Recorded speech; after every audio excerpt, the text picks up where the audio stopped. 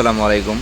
বর্তমান সৌদি আরবে বৃষ্টি হইতেছে আবারও। আজকে 15 তারিখ জানুয়ারি মাস 2026 সাল।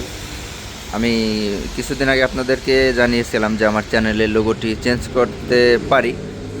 তা অনেক সিদ্ধান্তের পরে আমাদের যেই চ্যানেলের লোগোটি আছে এই লোগোটি আমরা পরিবর্তন করার সিদ্ধান্ত নিয়েছি, কারণ যেহেতু এই চ্যানেলটা ক্রিয়েট করা হয়েছিল প্রায় 2017 সালে।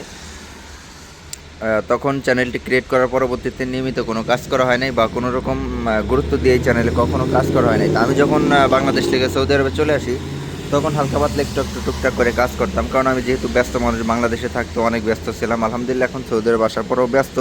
টুকিটাকি যতটুকু পারি আপনাদেরকে যে কোনো তথ্য জানিয়ে দেওয়ার চেষ্টা করি। সেই উপলক্ষে অনেকেই চ্যানেলের নামের সাথে লোগোর কোনো মিল খুঁজে পান না। আমাকে অনেক সময় কমেন্টে আমাকে অনেকেই বলেন, অনেকেই নাম্বার চান, অনেকেই যোগাযোগ করতে চান। তো আমি লোগোটি সুন্দরভাবে ডিজাইন করছি, আশা করি আমার মনের মতো হয়েছে। এখন জানি না আপনাদের পছন্দ হবে কিনা, যদি না হয় তাহলে আপনারা জানাইতে পারেন আমাকে। তা ইনশাল্লাহ আমি 2-1 দিনের ভিতরে লোগোটি চেঞ্জ করে দেবো আশা করি। ব্যানারটা ইতিমধ্যে চেঞ্জ করে দিয়েছি, অনেকেই আমাকে কমেন্টে বলছেন।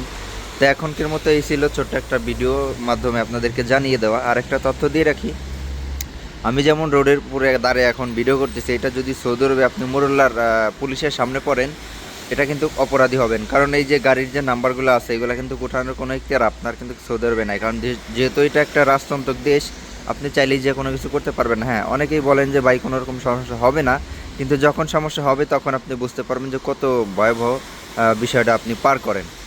অনেকে হয়তো বা জানেন এখানে আমার বাসা, এখানে আমি থাকি প্রিমিয়ার হোটেল, বর্দার হোটেল, সৌদি আরবের শিফা সানার ভিতরে নাম করা একটা জায়গা। সাধারণত যেমন এই যে সামনের উপরে যে ইয়াটা আছে আপনার, এই যে যে সিগন্যাল, এটা কি বলে, সাইনবোর্ড বলে, এই ইউটার্ন করার যে একটা সাইনবোর্ড, এখানে এই সাইনবোর্ডের সামনে দাঁড়িয়ে যদি আপনি ভিডিও করেন বা এই সাইনবোর্ডের সামনে এটা আটকায় যদি আপনি ছবি তুলেন, তাহলে যদি ওই মুহূর্তে পুলিশ টের পায় বা পুলিশ যদি আপনাকে দেখতে পারে তখন কিন্তু আপনাকে অটোমেটিক গ্রামে লাগাই দিবে। আর মোটা অঙ্কের গ্রামে লাগাবে, এটা কিন্তু সৌদি আরবে আপনার জন্য অপরাধ। কারণ আপনি এই সাইনবোর্ডের সামনে যখন দাঁড়িয়ে থাকবেন পিছনের গাড়িওয়ালা কিন্তু সাইনবোর্ড দেখতে পারবে না, তখন কিন্তু একটা সমস্যা হতে পারে, একটা দুর্ঘটনা হতে পারে। যার প্রয়োজনে কিন্তু এই আইন অনুযায়ী সৌদি আরবে কোনো সাইনবোর্ডের সামনে আপনি দাঁড়িয়ে ছবি তোলা অথবা এটা বন্ধ করে আপনি দাঁড়াইতে পারবেন না।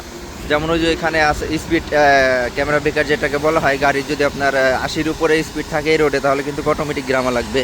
সেই ক্ষেত্রে যদি এটা সামনে আপনি দাঁড়িয়ে থাকেন তাহলে অবশ্যই কিন্তু মোরল্লা পুলিশ দেখার সাথে দাঁড়িয়ে কিন্তু আপনার ইকামা নিয়ে গ্রামা লাগাই দিবেন। আর যখন আপনাকে গ্রামা লাগাবে তখন কিন্তু অনেক ঝামেলার মধ্যে পড়বেন। গ্রামা বলতে হয়তো অনেকেই বুঝবেন না, বাংলাদেশে যারা আছেন, যারা নতুন সৌদি আরবে আসবেন, গ্রামে বলতে আমি যেটা বোঝাইতেছি জরিপানা, আপনাকে মোটা অঙ্কের একটা জরিপানা করে দিবে।